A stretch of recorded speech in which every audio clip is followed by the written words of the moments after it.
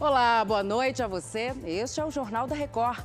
Mulher que atirou no namorado pelas costas se entrega em São Paulo. Em 3 dias, 700 mil pessoas pegaram empréstimo pelo Auxílio Brasil. O Jornal da Record já está no ar.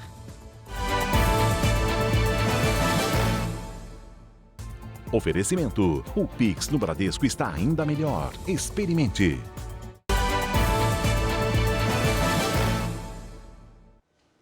A mulher que atirou no namorado pelas costas se entregou agora à noite em São Paulo. O repórter Marcos Guimarães acompanhou. Daiana Rosa da Silva Luz se entregou em um distrito policial no Jardim Aricanduva, na zona leste de São Paulo. No dia 6 de outubro, ela atirou contra o namorado Fábio Aurélio Carvalhães Silva, de 42 anos, após uma discussão.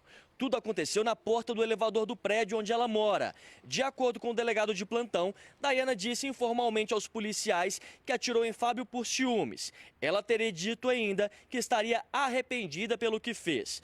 Após se apresentar, ela foi encaminhada ao Instituto Médico Legal, onde passou pelo exame de corpo de delito. A justiça americana condenou o traficante colombiano Dom Mário a 35 anos de prisão. Além da pena, Daniel Herrera terá que pagar o equivalente a 240 milhões de reais por danos. Ele foi condenado por liderar uma organização terrorista e por levar 74 toneladas de drogas aos Estados Unidos. Ao menos 6 pessoas morreram na queda de um avião de guerra numa área residencial da Rússia. 19 pessoas ainda estão desaparecidas. O caça russo estava em treinamento quando atingiu um prédio na cidade de Yeisk, a 50 quilômetros da Ucrânia. Uma falha em um dos motores provocou o acidente. Os 2 pilotos conseguiram se ejetar. A Caixa Econômica Federal já liberou 1 bilhão e 800 milhões de reais em empréstimos consignados para quem recebe o Auxílio Brasil. E quem traz os detalhes para a gente agora, direto de Brasília, é o Matheus Escavazini. Oi, Matheus, boa noite. Boa noite, Salsi. No total, em apenas 3 dias de operação, mais de 700 mil pessoas foram beneficiadas. Segundo a Caixa, o valor médio do empréstimo ficou em R$ 2.600.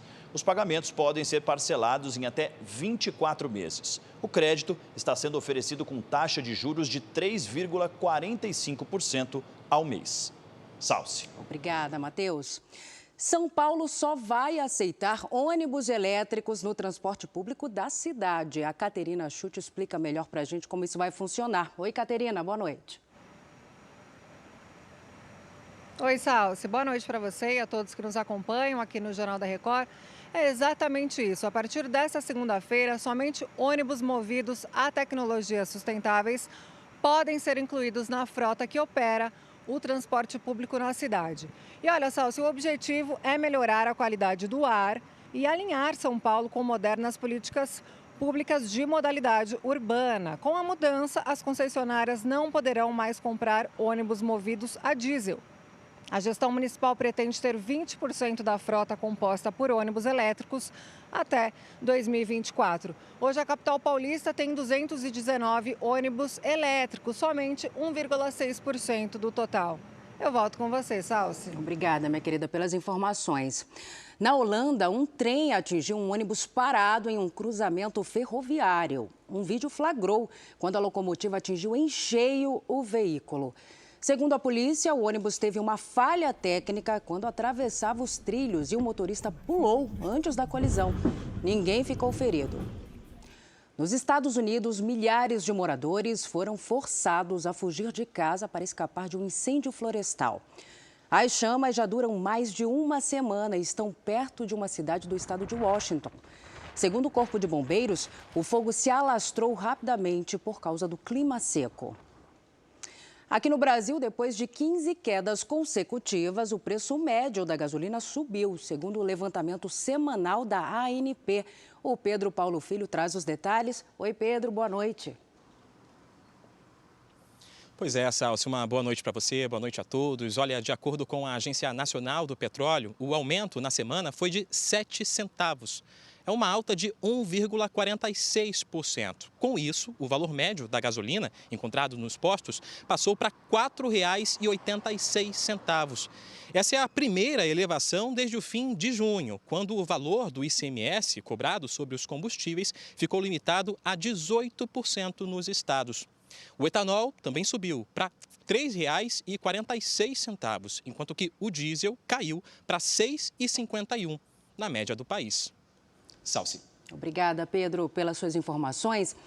Na Argentina, manifestantes foram às ruas de Buenos Aires para protestar contra a crise econômica.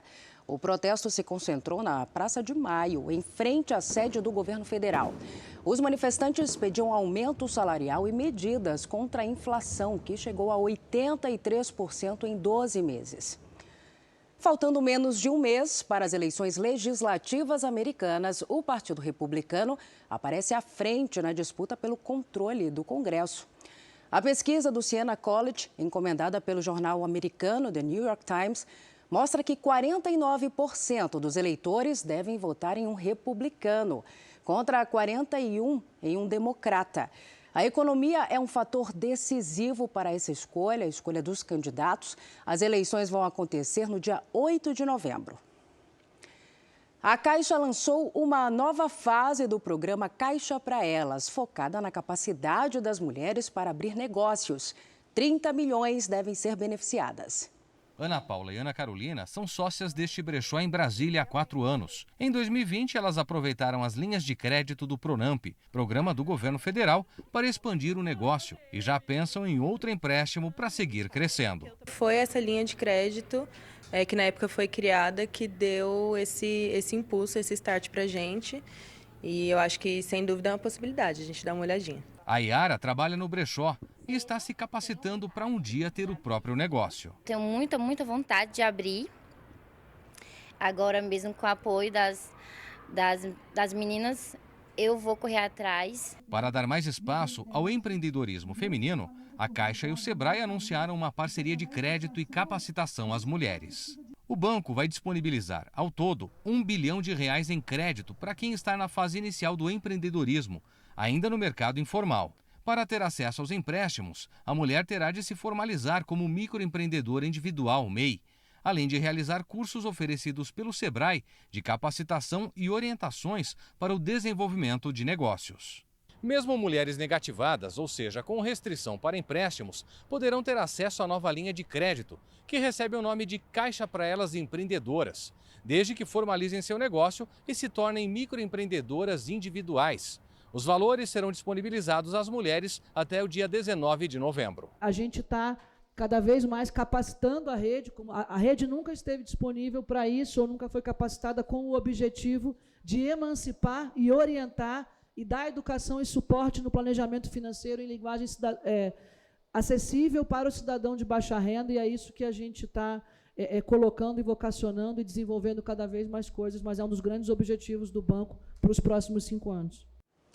E um levantamento do Ministério da Saúde mostra que a cobertura vacinal para várias doenças sofreu uma queda no país.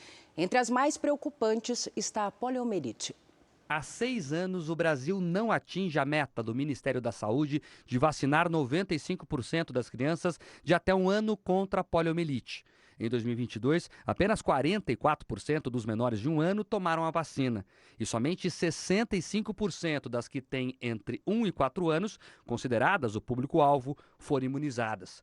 A poliomielite é uma doença contagiosa que pode causar paralisias irreversíveis e fatais. A vacinação é a principal forma de prevenção. Desde 1989, o Brasil não detecta casos da doença. Hoje, o ministro Marcelo Queiroga falou sobre o assunto. Um dos pontos é as pessoas perderem o receio dessas doenças. Um casal jovem que tem um filho, ele não sabe o que é poliomielite. Eu tive colegas de colégio com poliomielite, eu era criança, não sabia o que era aquilo. E hoje, como ministro da Saúde, eu sei bem o que é. Nós não queremos isso de volta. Então temos que trabalhar fortemente para incentivar essa vacinação. No Paraná, o governo estadual pretende entregar ao Ministério Público uma lista com o nome das crianças que não se vacinaram. Os pais, então, serão procurados e podem até ser processados. Há um compromisso de, em determinado número de dias, vacinar os filhos e, independente disso, terão que aceitar uma proposta de multa a ser revertida para o Conselho Municipal de Saúde ou de prestação de serviços comunitários. A Renata trouxe a filha Manuela, de 2 anos, para receber o reforço da vacina contra a poliomielite assim que soube que ainda estava disponível nos postos de saúde. Quer que as crianças saudáveis, né? Quer eles felizes. O Aron, de 2 anos e 8 meses, recebeu o reforço na creche onde estuda. A gente sempre procura deixar a carteira de vacina deles em ordem, né? A gente sabe a importância disso, né? Para a própria saúde deles, né? Eleições 2022. O presidente Jair Bolsonaro, candidato do PL à reeleição, teve atividades de campanha em Brasília. O presidente Jair Bolsonaro passou o dia no Palácio da Alvorada, em compromissos de campanha. Pela manhã, deu entrevista a uma rádio e recebeu o apoio dos ex-senadores Arthur Virgílio, do PSDB, e José Agripino, do União Brasil. Meu voto é Bolsonaro, voto nele e voto com muita tranquilidade, sabendo que ele tem, no campo econômico, muito mais semelhanças comigo do que Lula tem. O presidente agradeceu ao apoio e lembrou da nova composição do Congresso Nacional como um ponto positivo para um possível segundo mandato.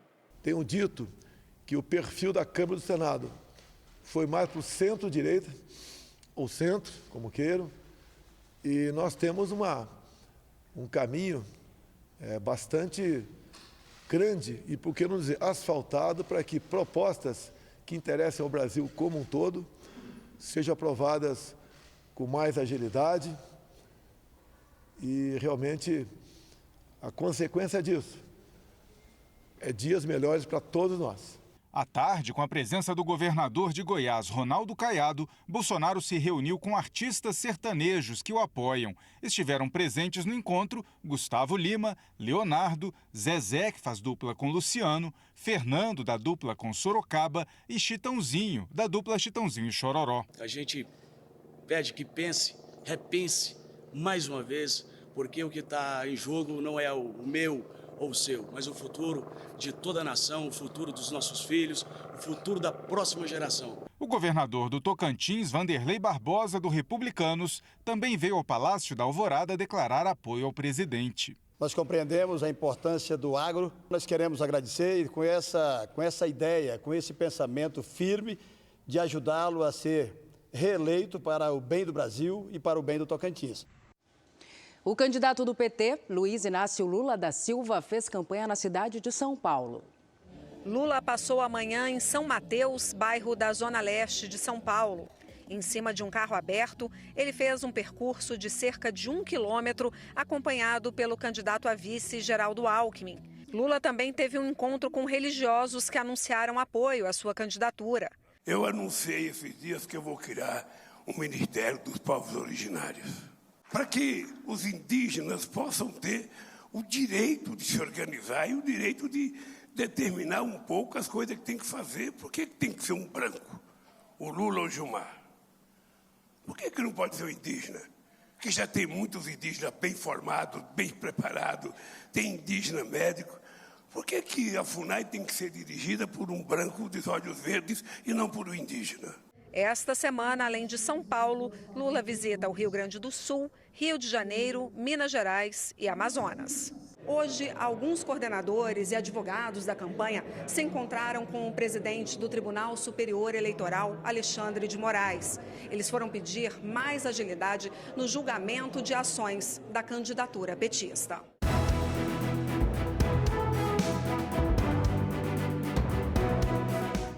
Um tiroteio interrompeu a agenda de campanha do candidato ao governo de São Paulo pelo Republicanos, Tarcísio de Freitas, nesta segunda-feira.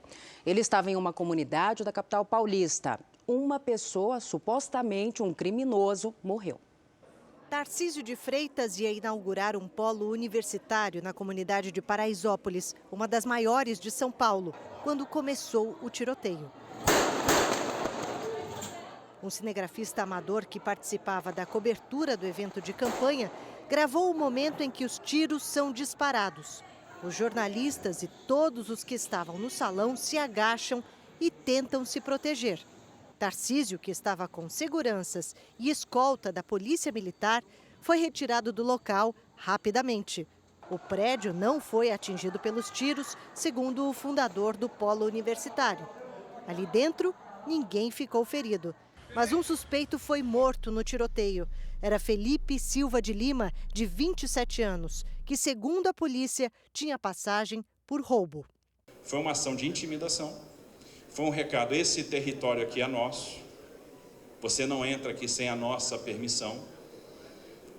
Isso é muito comum, então existe uma questão territorial. E o crime está dizendo, tem um lado e não é o seu. Segundo o secretário de Segurança Pública de São Paulo, não se pode descartar que Tarcísio de Freitas tenha sido alvo de um atentado. Nenhuma hipótese é afastada. O tiroteio ocorre mais ou menos ali entre 50 e 100 metros de onde estava a equipe do candidato. Logicamente que isso assusta todo mundo, e as providências a serem tomadas foram as corretas, ou seja, a interrupção do evento e a retirada da equipe para preservar a segurança de todos. Segundo o secretário, câmeras de segurança das redondezas e também as câmeras dos coletes dos policiais militares serão usadas nas investigações. O adversário de Tarcísio, Fernando Haddad, contou que soube do tiroteio em Paraisópolis pela imprensa. Eu repudio toda e qualquer forma de violência. O presidente Jair Bolsonaro afirmou em Brasília que ainda é cedo para dizer se houve ou não um ataque à equipe de Tarcísio. Tudo é preliminar ainda, então eu não quero me antecipar. Se for uma ação contra a equipe dele, se for uma ação isolada, se algum conflito já estava havendo ou por haver na região. Então seria prematuro eu falar sobre isso. Os dois candidatos ao governo de São Paulo cumpriram a agenda na capital paulista nesta segunda-feira. O candidato do Republicanos, Tarcísio de Freitas, participou à tarde de um encontro com lideranças políticas do estado. Ele recebeu apoio de mais um partido, o Cidadania. Segundo a coordenação da campanha, um apoio decisivo nesta reta final de segundo turno. Depois do encontro, Tarcísio de Freitas deu uma entrevista coletiva. Ele agradeceu o empenho e a ajuda dos políticos que aderiram à sua campanha. Um time aí cada vez ficando mais completo, ficando mais robusto, sendo acrescido em termos de valor, de experiência, de competência. E a gente fica muito feliz que essa é a perspectiva de uma campanha que deve ser vitoriosa e também de um governo que vai ter todas as ferramentas, inclusive no que diz respeito à maioria na Assembleia Legislativa. O candidato Fernando Haddad, do PT, participou de uma caminhada com apoiadores em São Mateus, um dos bairros mais populosos da zona leste da capital. O petista falou o que pretende fazer para atrair emprego para a região, caso seja eleito. Primeiro, a extensão do monotrilho. Foi prometido chegar em Cidade Tiradentes há muito tempo e ainda está um pouquinho longe de Cidade Tiradentes. Mas a outra proposta que eu acho importante é a gente trazer para a região da Jacupêssego os centros administrativos de empresas estatais e repartições públicas. Há pouco nós falamos dos protestos na Argentina e o principal problema é a inflação, que em 12 meses alcançou o índice de 83%. Situações de pobreza cada vez mais comuns nas ruas do país vizinho. E a economia tem tudo a ver com isso. A previsão é que a inflação feche o ano acima dos 3 dígitos. Isso significa que os preços vão mais do que dobrar em 12 meses. A expectativa do ano é que a inflação feche em 100%. E a inflação em alimentos acima de 100, 110. Tem um grande problema que é o consumo, que vem começando a cair já no segundo semestre, já que o aumento dos salários não consegue acompanhar a aceleração inflacionária. Essa é a situação atual aqui. Os setores com a maior alta foram vestuário, restaurantes e hotelaria e alimentação. Recentemente, o Banco Central da Argentina subiu a taxa de juros para 75% ao ano, numa tentativa de controlar o consumo e, por consequência, a inflação. Uma manobra que causa endividamento. Com o peso enfraquecido, os argentinos dependem cada vez mais do dólar. Para tentar evitar a fuga da moeda americana, o governo de Alberto Fernandes e Cristina Kirchner acaba de criar mais 3 taxas de câmbio. São ao menos 14 possibilidades de conversão agora. Uma medida considerada equivocada por economistas na Argentina e no Brasil. Isso é uma forma exótica, ou seja, para cada atividade que você quer fazer que vai usar câmbio, você tributa. Além do dólar oficial e do blue, oferecido no mercado ilegal com taxas mais atraentes, existe hoje cotação específica até para quem contrata serviços de plataformas de vídeos. Tem ainda o dólar Qatar, para argentinos que vão viajar para a Copa do Mundo. O dólar Coldplay, em homenagem a uma banda britânica, serve para a importação de serviços como a contratação de grupos musicais. Uma situação tão comum que foi praticamente oficializada pelas autoridades econômicas do país. As políticas do presidente de esquerda, Alberto Fernandes, afastam os investidores pela falta de compromisso com gastos públicos. Com isso, há uma crise de confiança no mercado financeiro e os investimentos em dólar passam longe do país. A economia é uma ciência social.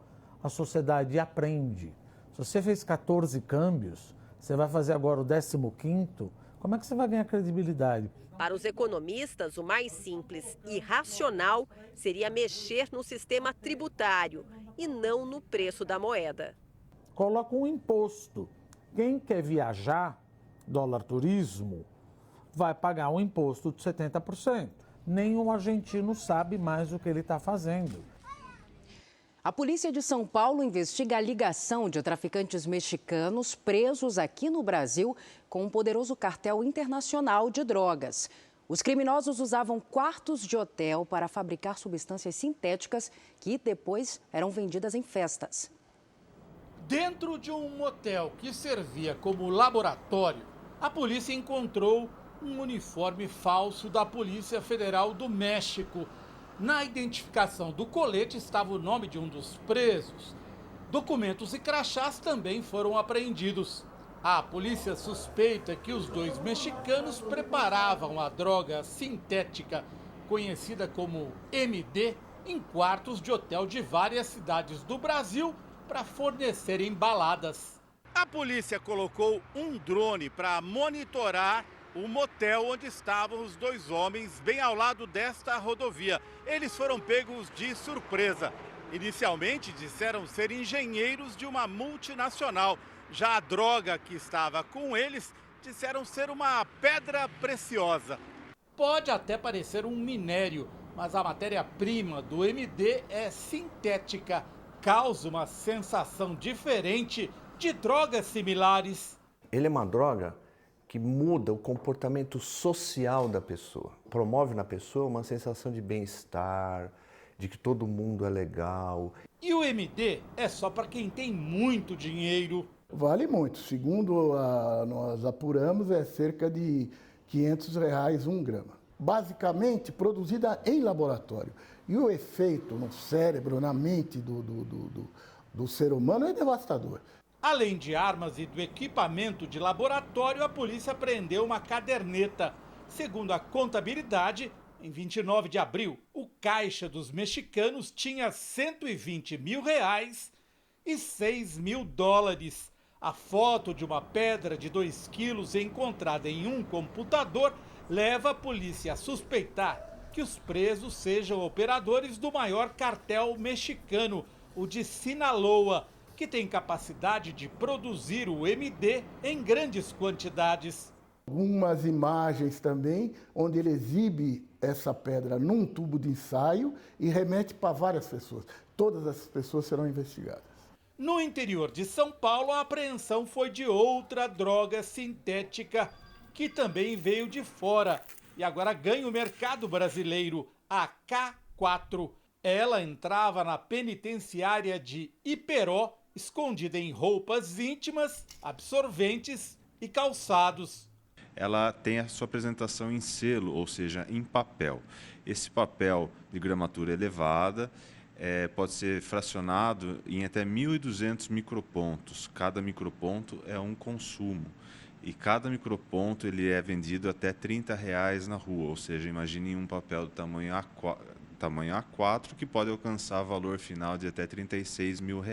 Derivada da maconha e sintetizada em laboratório, a droga K4 pode causar overdose e dependência química, equivalente à do crack. Pegaram o THC, que é um canabinoide da maconha, e potencializaram ela no laboratório. E aí fizeram um negócio 100 vezes mais forte. E aí o cara criou uma droga absolutamente potente e que mata, inclusive, né? E olha, em menos de 24 horas, Minas Gerais registrou 2 acidentes graves causados por ultrapassagens feitas em locais proibidos. Em um deles, 7 pessoas morreram, incluindo 2 crianças. O vídeo mostra a movimentação de ambulâncias durante o socorro às vítimas na rodovia que liga Belo Horizonte a Ouro Preto, na região central do estado. Os carros ficaram completamente destruídos depois do acidente, que envolveu 4 veículos. A gente sabe que houve uma ultrapassagem, essa ultrapassagem ocasionou uma colisão frontal e no que um veículo girou e acertou o outro que estava no sentido contrário. De acordo com a Polícia Militar, o acidente foi provocado por uma ultrapassagem proibida em um trecho não duplicado da rodovia. 7 pessoas morreram, 4 da mesma família. E há também 2 crianças entre os mortos. 9 pessoas foram levadas para hospitais de Ouro Preto e Belo Horizonte. Um outro acidente deixou 9 feridos na região metropolitana de Belo Horizonte. Segundo a polícia, a batida também foi provocada por uma ultrapassagem irregular. Casos de roubos e furtos de equipamentos escolares preocupam alunos e professores em várias regiões do país. Os criminosos invadem as instituições e levam computadores, televisões e até cabos de energia. De letra em letra, os alunos da educação infantil avançam na alfabetização. O trabalho da professora tem o apoio de vídeos exibidos na sala. Crianças, conseguem ver o ar? As TVs que facilitam o aprendizado atraíram criminosos para dentro da escola. A câmera de uma creche ao lado gravou a ação. De madrugada, um homem sobe no portão e pula. Depois, outro assaltante também invade o local. Os criminosos conseguiram subir no telhado e esse foi o caminho por onde passaram do prédio ao lado aqui para a escola. Eles chegaram nessa janela onde arrebentaram uma das barras da grade de proteção. Os ladrões usaram o vão para entrar nessa sala de aula em outras 4, de onde retiraram as TVs. Já era dia quando um caminhão deixou o local com as TVs. Numa ronda pelo bairro, a Guarda Municipal encontrou os aparelhos. Eles estavam num bairro ao lado, né? Eles foram furtados e eles foram vendidos. As pessoas que fizeram a receptação desse material sabidamente furtado de uma creche, eles vão ser chamados dentro de um inquérito policial da Polícia Judiciária Civil a se explicar. A recuperação das TVs evitou um grande prejuízo para as crianças. Hoje tem muito, dentro da TV que a gente pode utilizar, as ferramentas e os aplicativos. Então, perder ela seria um prejuízo total para a gente. Na rede estadual de São Paulo, já foram registrados neste ano 24 furtos em escolas. Em todo o ano passado, foram 26 casos. No sábado, no interior paulista, a polícia recuperou 41 notebooks roubados de uma universidade particular um dia antes. 8 homens armados renderam os seguranças e levaram 143 equipamentos da instituição na cidade de Itatiba. Em Salvador, no final de agosto, esta escola foi invadida por um criminoso que levou uma TV e um computador. Ele ainda quebrou tubulações de água e parte da escola ficou alagada. Em Porto Alegre, essa escola está sem energia há 10 dias. Os cabos foram furtados e as obras de restauração devem durar um mês. 800 alunos estão com aulas no formato online. Para quem se dedica à educação, é difícil ver as escolas virarem alvos do crime. A gente pensa que a escola vai ser aquele espaço que jamais vai ser invadido, jamais vai ser roubado, jamais. Por quê? Porque os filhos estão aqui. Se não é filho, se é neto. Se não é neto, é conhecido, é parente, é amigo. E quando você pensa, nossa, veio roubar dentro de uma escola, então vai roubar onde? O assunto agora é futebol. No encerramento da 32ª rodada do Campeonato Brasileiro, o Santos foi ao interior paulista e derrotou o RB Bragantino. Os gols só saíram no segundo tempo. Camacho tabelou com Lucas Braga e abriu o placar para o Santos. O jovem Ângelo, de apenas 17 anos, ganhou na velocidade do zagueiro e fez o segundo. Final, RB Bragantino 0, Santos 2. O Santos segue na 11ª colocação na tabela. O Bragantino é o 13º. Este foi o Jornal da Record. Outras informações às 7 da manhã, na primeira edição do JR 24 Horas. Você fica agora com o programa Entre Linhas. Boa noite para você. Cuide-se. Tchau.